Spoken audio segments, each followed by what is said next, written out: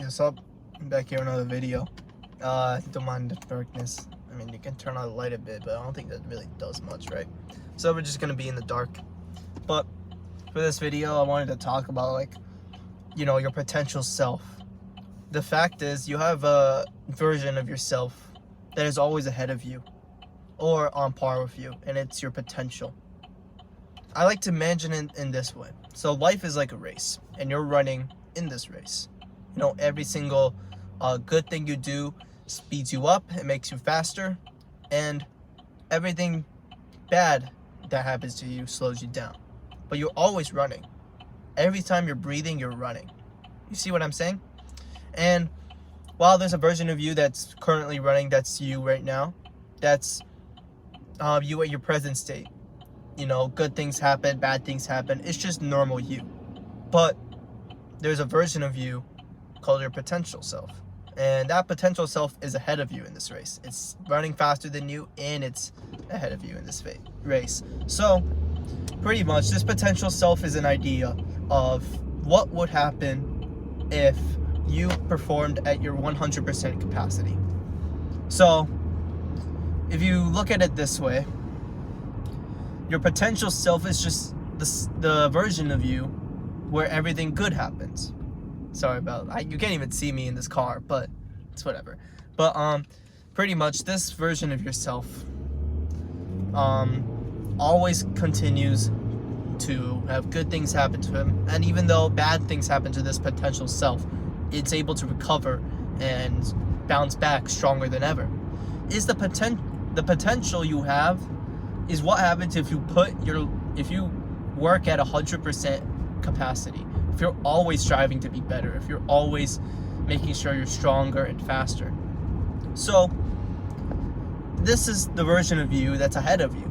Because frankly, if you want to be honest right now, you're not performing always at 100% capacity. You're not always going through the motions and recovering and being stronger. Sometimes you have moments where you're just sitting down, you're doing nothing. Maybe you're like playing video games, scrolling on social media, or watching porn or something. It just happens to either stall you or make you go behind.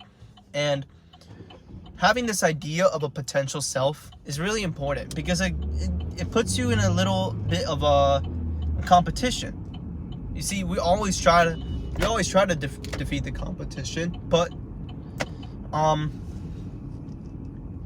pretty much we don't really think about life that way. We don't think about life as a race. And frankly, I think that's a bad thing. When you don't think of life as a race, then you're going through you're not living life to where you want to be. You're not living it to the max. And that's a bad thing. And that potential self is always going to be ahead of you. And you're never going to really reach the best version of you. We always have these dreams of like what would happen if everything went good for us, or if we had a good journey, a good life, because sometimes our life isn't perfect, and that's fine. But we always think, okay, well, what happens if per se we just had everything good happen in our life? The girl stayed with us, we didn't quit the gym. All right, give me a second, I gotta order.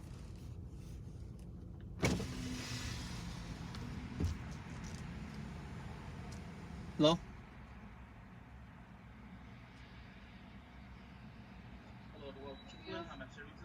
Yeah, can I get a spicy chicken entree, just the entree, spicy chicken sandwich? All right, anything else? And then can I get a 8-count Chick-fil-A nuggets, the meal as well? The meal? Yeah.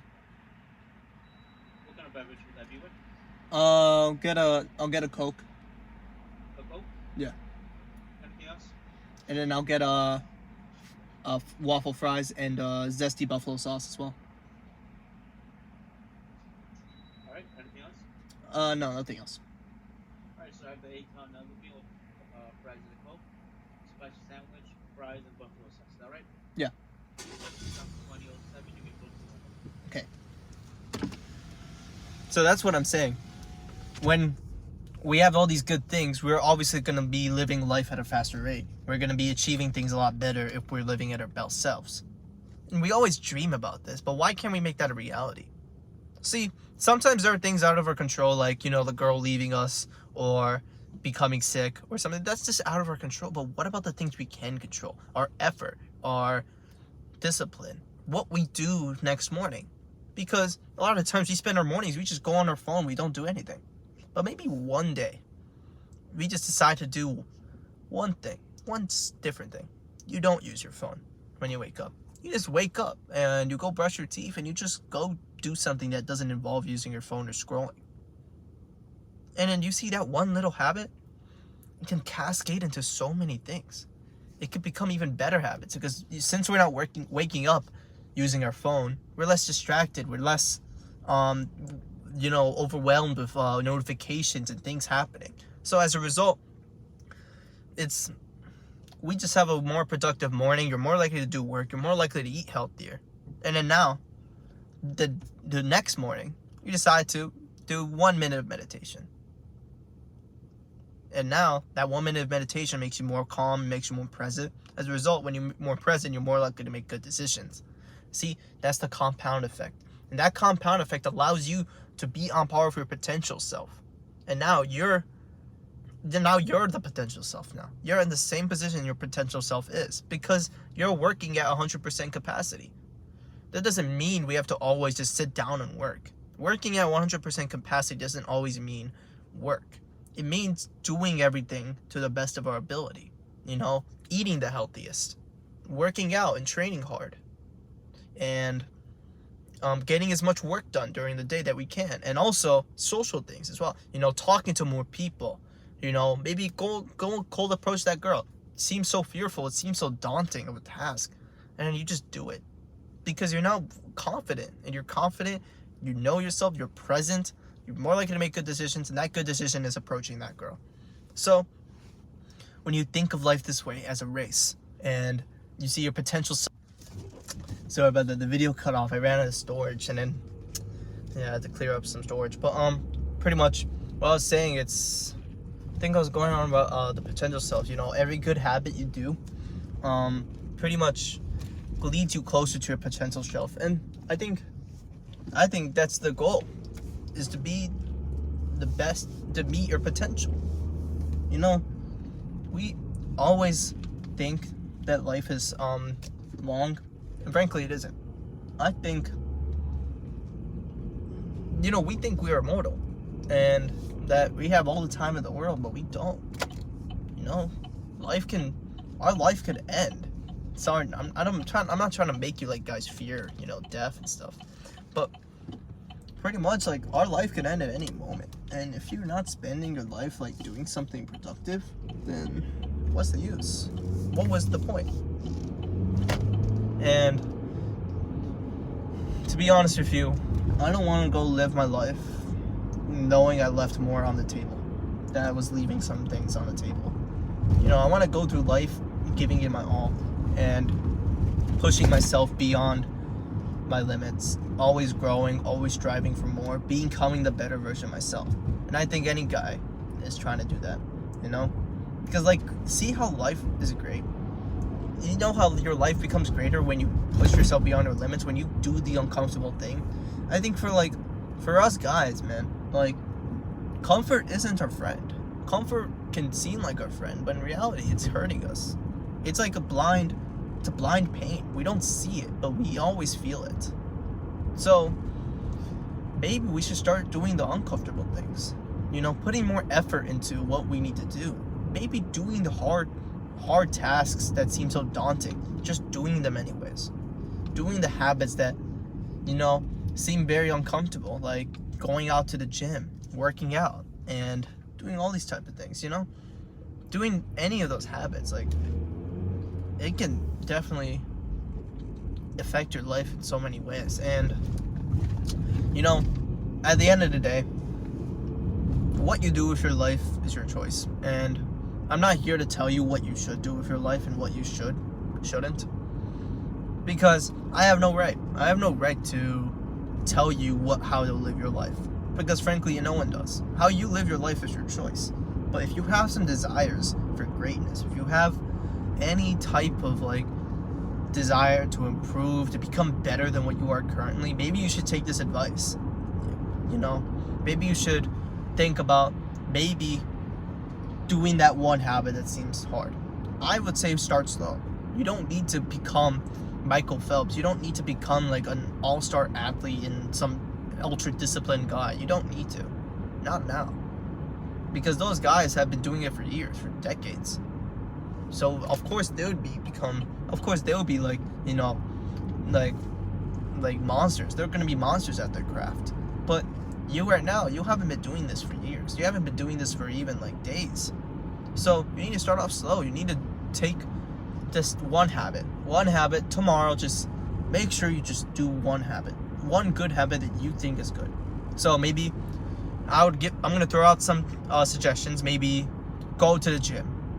Just go to the gym. Don't worry about what workout you need to do. You don't need to become like Arnold Schwarzenegger, right? You don't need to, okay? Just go to the gym. Just experiment. Just go like lift some weights. Just like, it can be anything, okay? Just go and just like get a feel for the gym. Get a feel for what exercises you want to do, what you know so far. Because it's about learning. It's about growing. It's not about rushing the process. The process is gonna be, the journey is inevitable. You're gonna have a journey at some point. And you know, if you just stay consistent and just keep going to the gym and learning, you're gonna get the gains. That's what's guaranteed. But right now, you need to just start off slow. So, right now, your potential self may be ahead of you, and it's running faster than you. But you don't need to start running like Usain Bolt. Just go run a bit faster. Add one habit that you want to do. Do that one hard task tomorrow or something. Just do something that will help push your life towards a greater status or a greater effect, right? Just think about that and leave that in your mind, because this is a video that I need as well, you know, because I always think to myself, oh man, I need to be this, I need to be that, oh man, this guy's telling me I'm living my life wrong. And I just say, chill, start off slow. You know, I said earlier our lives aren't long, but our lives are long enough to start off slow. Because what matters isn't how hard. It isn't the type of workout, or it isn't the type of habit, or it isn't the type of body you have. It's just, in fact, what matters is if you show up. Because I said this in my martial arts class. 99.9% of people who think about doing martial arts never show up to their first class, let alone even get a membership. You know, because the hardest part is actually just starting off slow. Starting off of that one step. Because the other steps, the steps get easier throughout the journey. You know, the more workouts you do, the easier the workouts are. But that first workout's always the hardest. That first time doing that habit is always the hardest. And I get it. There's so much friction in your mind, so many self-limiting beliefs. I'm telling you, if you just do this one simple task, just do one hard thing, one good habit or one hard task that you've been putting off, or like some homeworks or some task you need to do that you've been putting off, just do that. I promise you, that will be the hardest thing you'll do in this self-improvement journey. So, just want to end the video. It's only like, what, 13 minutes or something. So, it's whatever. But, yeah. Let's get it going. Out.